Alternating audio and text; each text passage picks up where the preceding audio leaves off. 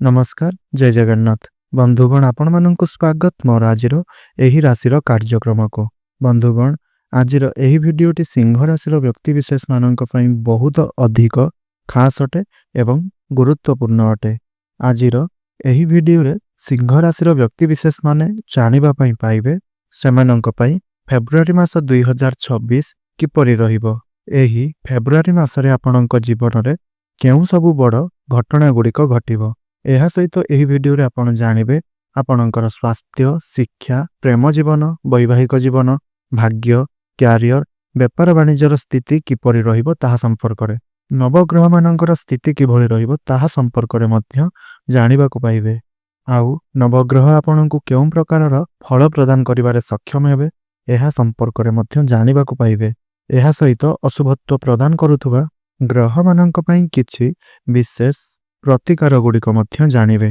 सेथिपई जदि आपणकर सिंह राशि होइथाय तेबे भिडियोटी को स्किप न करी शेष पर्यंत आपण निश्चय रूप से देखंतु एवं भिडियोटी को लाइक करी चैनलटी को सब्सक्राइब करि नियंतु। कमेंट बॉक्स रे भक्ति एवं श्रद्धार सहित जय श्री जगन्नाथ जय मां लक्ष्मी निश्चय रूप से लिखि दियंतु। तेबे बंधुगण आसंतु आरंभ करिबा आजिर एही कार्यक्रम को जहा आपणकर जन्म राशि तथा चंद्र राशि उपरे आधारित अटे। तेबे बंधुगण राशि चक्रर 12 गोटी राशि मानक मध्यरु पंचम भाग्यशाली राशिटी हेउछि सिंह राशि एवं सिंह राशिर राशि अधिपति हेउछंती सूर्य। तो बंधुगण फेब्रुआरी मासर आरंभ रे आपणक कुंडलीर षष्ठ भाव रे गोचर करूछंती सूर्य। सूर्यंक साथी रे बुध शुक्र एवं मंगल मध्य आपणकर षष्ठ भाव रे गोचर करूछंती। आपणकर प्रथम भाव रे गोचर करूछंती केतु, सप्तम भाव रे गोचर करूछंती राहु, अष्टम भाव रे गोचर करूछंती शनि एवं एकादश भाव रे गोचर करूछंती देवगुरु बृहस्पति। तेबे बंधुगण सर्वप्रथमे आसंतु जानिबा जे आपणकर स्वास्थ्य किभଳି रहिबो एही फेब्रुआरी मास 2026 रे। तेबे बंधुगण कुंडलीर सर्वप्रथम भावटी होइथाय स्वास्थ्यर भाव इम्यूनिटी सिस्टम रो भाव। आउ आपणकर प्रथम भावर अधिपति हेउछंती सूर्य। सूर्य से आपणक कुंडलीर षष्ठ भाव रे गोचर करूछंती एवं 13 फेब्रुआरी को सूर्य आपणकर सप्तम भाव को चलन करिवे। तेबे बंधुगण षष्ठ भाव रे सूर्य आपणक शुभ फल प्रदान करिवे, किंतु अल्प किछि एपरि जिनिस गुड़िक रहिछि जहा प्रति आपणक टिके विशेष ध्यान रखिबार अछि। जेमिति कि कांधरे जंत्रणा पिठीरे जंत्रणा जॉइंट पेन एही भली किछटा समस्या गुड़िक आपणकर देखा देई पारे। मुंड बिंधा माइग्रेन भलिका समस्या गुड़िक मध्य देखा देई पारे। तेणु एथि प्रति आपण टिके ध्यान रखिबे, नचेत आपणकर इम्यूनिटी सिस्टम टिके ठीक ठाक रहिबो। तो एबे आसंतु जानिबा आपणकर शिक्षा क्षेत्र किभଳି रहिबो एही फेब्रुआरी मास 2026 रे। तेबे बंधुगण कुंडलीर पंचम भावटी होइथाय शिक्षा क्षेत्रर भाव। आपणकर पंचम भावर अधिपति हेउछंती देवगुरु बृहस्पति एवं देवगुरु बृहस्पतिंकर सप्तम दृष्टि आपणकर पंचम भाव उपरे ही रहुछि। शनिंकर दृष्टि मध्य आपणकर पंचम भाव उपरकू रहुछि। तो बंधुगण पाठ पढ़ारे आपणकर मेंटालिटी बहुत भल रहिबो, पाठ पढ़ारे आपणकर फोकस रहिबो। तो बंधुगण आपण मने रखंतु आपणकू आलस्य ठारू दूरेई रहिबार अछि एवं आपण आलतू फालतू कथा गुड़िक चिंता न करी केवल निजर पाठ पढ़ारे आपण ध्यान देबा उचित। काहींकिना देवगुरु बृहस्पतिंकर दृष्टि आपणकर पंचम भाव उपरे रहुछि। शनिंकर दृष्टि एहा मध्य आपणकर पंचम भाव उपरे रहुछि। जदि आपण परिश्रम करूछंती तेबे निश्चिंत भावरे आपणकू बहुत सारा सफलता गुड़िक प्राप्ति हेबो। आउ आपण अन्य सबु कथा गुड़िक निजर पछरे पकाई निजर पाठ पढ़ा को आपण मुख्य भावरे देखंतु। एबे आसंतु जानिबा जे आपणकर प्रेम जीवन किभଳି रहिबो एही फेब्रुआरी मास 2026 रे। तो बंधुगण कुंडलीर पंचम भावटी आपणकर शिक्षार भाव हेबा सहित पंचम भावटी मध्य होइथाय आपणकर प्रेम जीवनर भाव, आपणकर संतानर भाव। आउ आपणकर पंचम भावर अधिपति हेउछंती देवगुरु बृहस्पति। देवगुरु बृहस्पति आपणक कुंडलीर एकादश भाव रे गोचर करूछंती एवं गुरुंकर दृष्टि आपणकर पंचम भाव उपरे रहुछि। तेबे बंधुगण बृहस्पति सूर्यंक ठारू षष्ठ भाव रे गोचर करूछंती। सूर्य एवं बृहस्पतिंक मध्यरे षडाष्टक जोगर निर्माण हेउछि। तेणु आपणक मध्यरे सबु किछि ठीक चलिथिले मध्य हठात करी छोट छोट कथा गुड़ी को नेकी आपणक मध्यरे आर्ग्युमेंट हेबो, जुक्ति तर्क हेबो, लड़ाई झगड़ा हेबो। କାରଣ ସୂର୍ଯ୍ୟଙ୍କ ଠାରୁ ଗୁରୁ ଷଷ୍ଠ ଭାବରେ ଗୋଚର କରୁଛନ୍ତି ଏବଂ ଗୁରୁଙ୍କ ଠାରୁ ସୂର୍ଯ୍ୟ ଅଷ୍ଟମ ଭାବରେ ଗୋଚର କରୁଛନ୍ତି। ଏହି ଯୁଗ ଆପଣଙ୍କ ମଧ୍ୟରେ ହଠାତ୍ କରି କଳି ଝଗଡ଼ା ସୃଷ୍ଟି କରିଥାଏ। ତେବେ ଏହି ସବୁ ସମସ୍ୟାଗୁଡ଼ିକ 13 ଫେବୃଆରୀ ପର୍ଯ୍ୟନ୍ତ ଦେଖାଦେବ। କାରଣ 13 ଫେବୃଆରୀକୁ ସୂର୍ଯ୍ୟ ଆପଣଙ୍କର ସପ୍ତମ ଭାବକୁ ଚାଲି ଆସିବେ। 13 ଫେବୃଆରୀ ପରେ ସବୁକିଛି ପୁନର୍ବାର ଠିକ୍ ହୋଇଯିବ। ପୂର୍ବରୁ ଆପଣଙ୍କ ମଧ୍ୟରେ ଯେଉଁ ମିସ୍ଅଣ୍ଡରଷ୍ଟାଣ୍ଡିଂ ଥିଲା, ମିସ୍‌କମ୍ୟୁନିକେସନ୍ ଥିଲା, ସେହି ସବୁକିଛି ଆପଣଙ୍କ ମଧ୍ୟରେ ଠିକ୍ ହୋଇଯିବ। କିନ୍ତୁ ବନ୍ଧୁଗଣ, ଗୋଟିଏ କଥାର ଧ୍ୟାନ ରଖନ୍ତୁ, ମଙ୍ଗଳଙ୍କର ଦୃଷ୍ଟି ଆପଣଙ୍କର ପ୍ରଥମ ଭାବ ଉପରେ ରହିବ ଏବଂ ଶନିଙ୍କର ଦୃଷ୍ଟି ଆପଣଙ୍କର ଦ୍ୱିତୀୟ ଭାବ ଉପରେ ରହିବ, ଯାହାଫଳରେ ଆପଣଙ୍କର ବାଣୀ ଉପରେ ଆପଣଙ୍କର ନିୟନ୍ତ୍ରଣ ରହିବ ନାହିଁ। ଆପଣଙ୍କ ମୁହଁରେ ଯାହା ବି ଆସିବ ଆପଣ ନ ଭାବି ନ ଚିନ୍ତି କରି ଆପଣ ତାହା କହିଦେଇ ପାରନ୍ତି। ଆପଣଙ୍କ ମଧ୍ୟରେ ଧୈର୍ଯ୍ୟ କମ୍ ରହିବ। ତେଣୁ ଏହିସବୁ କଥାଗୁଡ଼ିକର ଆପଣଙ୍କୁ ଧ୍ୟାନ ରଖିବାକୁ ପଡ଼ିବ। ଏବେ ଆସନ୍ତୁ ଜାଣିବା ଆପଣଙ୍କର ବୈବାହିକ ଜୀବନ କିପରି ରହିବ ଏହି ଫେବୃଆରୀ ମାସ 2026ରେ। ତ କୁଣ୍ଡଳୀର ସପ୍ତମ ଭାବଟି ହୋଇଥାଏ ଆପଣଙ୍କର ବୈବାହିକ ଜୀବନର ଭାବ, ଆପଣଙ୍କର ଜୀବନସାଥୀର ଭାବ। ଆପଣଙ୍କର ସପ୍ତମ ଭାବର ଅଧିପତି ହେଉଛନ୍ତି ଶନି। ଶନି ଆପଣଙ୍କ କୁଣ୍ଡଳୀର ଅଷ୍ଟମ ଭାବରେ ଗୋଚର କରୁଛନ୍ତି ଏବଂ ଆପଣଙ୍କର ସପ୍ତମ ଭାବରେ ଗୋଚର କରୁଛନ୍ତି ରାହୁ।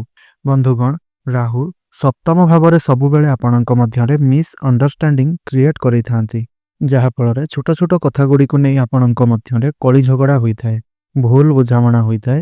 ଏହା ବ୍ୟତୀତ ଯେହେତୁ ଆପଣଙ୍କର ସପ୍ତମ ଭାବର ଅଧିପତି ଅଷ୍ଟମ ଭାବରେ ଗୋଚର କରୁଛନ୍ତି, ତେଣୁ ଆପଣଙ୍କର ଜୀବନସାଥୀଙ୍କର ସ୍ୱାସ୍ଥ୍ୟରେ ମଧ୍ୟ କିଛିଟା ସମସ୍ୟା ଦେଖାଦେଇପାରେ। ତେଣୁ ଆପଣ ଚେଷ୍ଟା କରନ୍ତୁ ଆପଣଙ୍କ ମଧ୍ୟରେ ଅଣ୍ଡରଷ୍ଟାଣ୍ଡିଂ ଠିକ୍ ରଖିବା ପାଇଁ। ଏବେ ଆସନ୍ତୁ ଜାଣିବା ଆପଣଙ୍କର ଭାଗ୍ୟ କିପରି ରହିବ ଏହି ଫେବୃଆରୀ ମାସ 2026ରେ। ତେବେ ବନ୍ଧୁଗଣ, କୁଣ୍ଡଳୀର ନବମ ଭାବଟି ହୋଇଥାଏ ଭାଗ୍ୟର ଭାବ ଏବଂ ଦଶମ ଭାବଟି ହୋଇଥାଏ କ୍ୟାରିୟରର ଭାବ। ଆପଣଙ୍କର ନବମ ଭାବର ଅଧିପତି ହେଉଛନ୍ତି ମଙ୍ଗଳ। ମଙ୍ଗଳ ଆପଣଙ୍କ କୁଣ୍ଡଳୀର ଷଷ୍ଠ ଭାବରେ ଗୋଚର କରୁଛନ୍ତି ଏବଂ 23 ଫେବୃଆରୀକୁ ମଙ୍ଗଳ ଆପଣଙ୍କର ସପ୍ତମ ଭାବକୁ ପ୍ରବେଶ କରିବେ। ତ ବନ୍ଧୁଗଣ, ଭାଗ୍ୟ ଆପଣଙ୍କର ବହୁତ ଭଲ ରହୁଛି। କିନ୍ତୁ ଯେହେତୁ ବର୍ତ୍ତମାନ ଆପଣଙ୍କ ରାଶିରେ ଶନି ଅଢ଼େଇ ଚାଲିଛି, ତେଣୁ ଯଦି ଆପଣଙ୍କ କୁଣ୍ଡଳୀରେ ଶନିଙ୍କର ସ୍ଥିତି ଖରାପ ରହିଥାଏ ତ ଆପଣଙ୍କ ଭାଗ୍ୟରେ ଟିକିଏ ସମସ୍ୟା ଦେଖାଦେବ। ନଚେତ୍ ଯଦି ଆପଣଙ୍କର ଜନ୍ମ କୁଣ୍ଡଳୀରେ ଶନିଙ୍କର ସ୍ଥିତି ଭଲ ରହିଥାଏ, ତାହେଲେ ନିଶ୍ଚିନ୍ତ ଭାବରେ ଆପଣଙ୍କର ଭାଗ୍ୟ ପ୍ରବଳ ରହିବ। କାରଣ ଷଷ୍ଠ ଭାବରେ ରହିଲେ ମଧ୍ୟ ମଙ୍ଗଳ ଏଠାରେ ଉଚ୍ଚସ୍ଥ ଅଛନ୍ତି। ତେଣୁ ମଙ୍ଗଳ ଆପଣଙ୍କୁ ଶୁଭଫଳ ପ୍ରଦାନ କରିବେ। ଆଉ ଆପଣଙ୍କର ଭାଗ୍ୟ ସମ୍ବନ୍ଧିତ ଯଦି କିଛି ବି ନିର୍ଣ୍ଣୟ ନେବାକୁ ଚାହୁଁଛନ୍ତି, ତେବେ ଆପଣ ତାହା ନେଇପାରିବେ। ଯଦି ଆପଣ କିଛି ବଡ଼ କାର୍ଯ୍ୟର ଆରମ୍ଭ କରିବାକୁ ଚାହୁଁଛନ୍ତି, କିଛି ବଡ଼ ଇନଭେଷ୍ଟମେଣ୍ଟ କରିବାକୁ ଚାହୁଁଛନ୍ତି, କିଛି ବଡ଼ ଜିନିଷ ଆପଣ କିଣାକିଣି କରିବାକୁ ଚାହୁଁଛନ୍ତି, share market, stock market, trading, ଏହିସବୁ କିଛିରେ ଇନଭେଷ୍ଟ କରିବାକୁ ଚାହୁଁଛନ୍ତି, ତେବେ ଆପଣ ତାହା କରିପାରିବେ। ଯଦି ଆପଣଙ୍କର କ୍ୟାରିୟର କଥା କହିବା, ତେବେ ଆପଣଙ୍କର ଦଶମ ଭାବର ଅଧିପତି ଶୁକ୍ର 6 ଫେବୃଆରୀକୁ ଆପଣଙ୍କର ସପ୍ତମ ଭାବକୁ ଚାଲି ଆସିବେ। ବୁଧ ମଧ୍ୟ ଆପଣଙ୍କର ସପ୍ତମ ଭାବକୁ ଚାଲି ଆସିବେ। ତେବେ କ୍ୟାରିୟର ଆପଣଙ୍କର ବହୁତ ଭଲ ରହିବ। ଆପଣଙ୍କୁ ଆପଣଙ୍କ କାର୍ଯ୍ୟକ୍ଷେତ୍ରରେ ସମସ୍ତଙ୍କର ସପୋର୍ଟ ମିଳିବ। କିନ୍ତୁ ଯେହେତୁ ସୂର୍ଯ୍ୟ ଏବଂ ମଙ୍ଗଳ ମଧ୍ୟ ଆପଣଙ୍କର ସପ୍ତମ ଭାବରେ ଗୋଚର କରିବେ, ତ ଆପଣଙ୍କ ମଧ୍ୟରେ ଆଗ୍ରେସନ୍ ମଧ୍ୟ ରହିବ। କାମ ଆପଣଙ୍କର ବହୁତ ଭଲ ରହିବ। ଆପଣ ହାର୍ଡୱାର୍କ ଅପେକ୍ଷା ଅଧିକ ସ୍ମାର୍ଟୱାର୍କ କରିବେ। କିଛି ନୂଆ ନୂଆ କାମଗୁଡ଼ିକର ଏକ୍ସପ୍ଲୋର ଆପଣ କରିପାରନ୍ତି। କିଛି ନୂଆ ନୂଆ କାର୍ଯ୍ୟଗୁଡ଼ିକ ଆପଣ ଶିଖିପାରନ୍ତି। ଏମଏନସି ରିଲେଟେଡ୍ କିଛି ବି କାର୍ଯ୍ୟ କରିପାରନ୍ତି। ଦୂର ସ୍ଥାନ ସହିତ ଜଡ଼ିତ କିଛି ବି କାର୍ଯ୍ୟ ଆପଣ କରିପାରନ୍ତି। ଯଦି କମ୍ପ୍ୟୁଟର ରିଲେଟେଡ୍ କିଛି ବି କାର୍ଯ୍ୟ କରୁଛନ୍ତି, ଟେକ୍ନିକାଲ କାର୍ଯ୍ୟ କରୁଛନ୍ତି, ଆଇଟି ରିଲେଟେଡ୍ କିଛି ବି କାର୍ଯ୍ୟ କରୁଛନ୍ତି, ତେବେ ଏହିସବୁ କ୍ଷେତ୍ରରେ ଆପଣ ବହୁତ ଅଧିକ ସଫଳତା ଲାଭ କରିବେ। କାରଣ ଶୁକ୍ର ଏବଂ ବୁଧ ଦୁଇଟି ପ୍ରମୁଖ ଗ୍ରହ ଆପଣଙ୍କର ସପ୍ତମ ଭାବକୁ ଆସିଯିବେ ଏବଂ ଆପଣଙ୍କର ପ୍ରଥମ ଭାବକୁ ଦେଖିବେ। ତ କମ୍ୟୁନିକେସନ୍, କାଉନ୍ସେଲିଂ, କମ୍ପ୍ୟୁଟର ରିଲେଟେଡ୍ କାମ ଏହିସବୁ ଆପଣଙ୍କ ପାଇଁ ବହୁତ ଅଧିକ ଶୁଭଫଳ ପ୍ରଦାନ କରିବ। ହେଲେ ରାହୁ ମଧ୍ୟ ଯେହେତୁ ଆପଣଙ୍କର ସପ୍ତମ ଭାବରେ ଅଛନ୍ତି, ତେଣୁ ବେଳେବେଳେ ଆପଣ କନଫ୍ୟୁଜ୍ ହୋଇଯିବେ। ଆପଣଙ୍କର ମାଇଣ୍ଡକୁ ବହୁତ କନଫ୍ୟୁଜନ୍ ଆସିବ। ଆପଣଙ୍କର ମନକୁ ଅଯଥା ଶଙ୍କା ଏବଂ ଭୟ ଆସିବ। କିନ୍ତୁ ମୋଟାମୋଟି ଭାବରେ ଯଦି ଆମେ କହିବା, ତେବେ କ୍ୟାରିୟର ଆପଣଙ୍କର ଏହି ଫେବୃଆରୀ ମାସରେ ବହୁତ ଭଲ ରହିବ ଏବଂ ଯେଉଁମାନଙ୍କ ନିକଟରେ ଚାକିରି ନାହିଁ, ସେମାନଙ୍କୁ ଚାକିରି ମିଳିବାର ବହୁତ ଅଧିକ ସମ୍ଭାବନା ମଧ୍ୟ ରହୁଅଛି। ତେଣୁ ଆପଣ ନିଜ ତରଫରୁ ଚେଷ୍ଟା ଜାରି ରଖନ୍ତୁ। ବିଜନେସ୍ କଥା ଯଦି ଆମେ କହିବା, ତେବେ ବିଜନେସ୍ ଆପଣଙ୍କର 70% ବହୁତ ଭଲ ରହିବ। କିନ୍ତୁ ବେଳେବେଳେ ଆପଣଙ୍କ ମଧ୍ୟରେ ଆଳସ୍ୟ ଦେଖାଦେବ। କିନ୍ତୁ ଯଦି ଆମେ ଦେଖିବା ତେବେ ବିଜନେସ୍ ଆପଣଙ୍କର ବହୁତ ଭଲ ରହିବ। ବିଜନେସ୍‌କୁ ନେଇକି ସେମିତି କିଛି ଚିନ୍ତା ମଧ୍ୟ ଆପଣଙ୍କର ରହିବ ନାହିଁ। ଆପଣ ଯଦି ଆପଣଙ୍କର ବିଜନେସ୍‌କୁ ଆଗକୁ ବଢ଼ାଇବା ପାଇଁ ଚିନ୍ତା କରନ୍ତି ତେବେ ଆପଣଙ୍କ ପାଇଁ ଏହା ଭଲ ରହିବ। ଏବେ ଆସନ୍ତୁ ଜାଣିନେବା କିଛି ଉପାୟଗୁଡ଼ିକ ବିଷୟରେ, ଯେଉଁ ଉପାୟଗୁଡ଼ିକ ଆପଣ କରିବା ଦ୍ୱାରା ଆପଣଙ୍କୁ ଅଧିକ ମାତ୍ରାରେ ଶୁଭଫଳ ପ୍ରାପ୍ତି ହେବ ଏବଂ ଯାହା ବି କିଛି ସବୁ ଅଶୁଭତ୍ୱଗୁଡ଼ିକ ରହୁଛି ସେହି ସବୁ କିଛି ଆପଣଙ୍କର ଖଣ୍ଡନ ହୋଇଯିବ। ତେବେ ବନ୍ଧୁଗଣ ଆପଣ ପ୍ରତ୍ୟେକ ଦିନ ସୂର୍ଯ୍ୟ ନାରାୟଣଙ୍କୁ ତମ୍ବା ପାତ୍ରରେ ଜଳାର୍ଘ୍ୟ ଅର୍ପଣ କରନ୍ତୁ। ପ୍ରତ୍ୟେକ ଦିନ ସୂର୍ଯ୍ୟଙ୍କର ବୀଜମନ୍ତ୍ର ଆପଣ 108 ଥର ଜପ କରନ୍ତୁ। ପ୍ରତ୍ୟେକ ଦିନ ଆପଣ ଆଦିତ୍ୟ ହୃଦୟ ସ୍ତୋତ୍ରର ପାଠ କରନ୍ତୁ ଏବଂ ପ୍ରତ୍ୟେକ ଦିନ ଆପଣ ହନୁମାନ ଚାଳିଶାର ପାଠ କରନ୍ତୁ। ତେବେ ବନ୍ଧୁଗଣ ଆପଣଙ୍କର ଜୀବନ ମଙ୍ଗଳମୟ ହେଉ, ଏହା ହିଁ ପ୍ରଭୁ ଶ୍ରୀ ଜଗନ୍ନାଥଙ୍କ ନିକଟରେ ମୋର ପ୍ରାର୍ଥନା। ଜୟ ଜଗନ୍ନାଥ।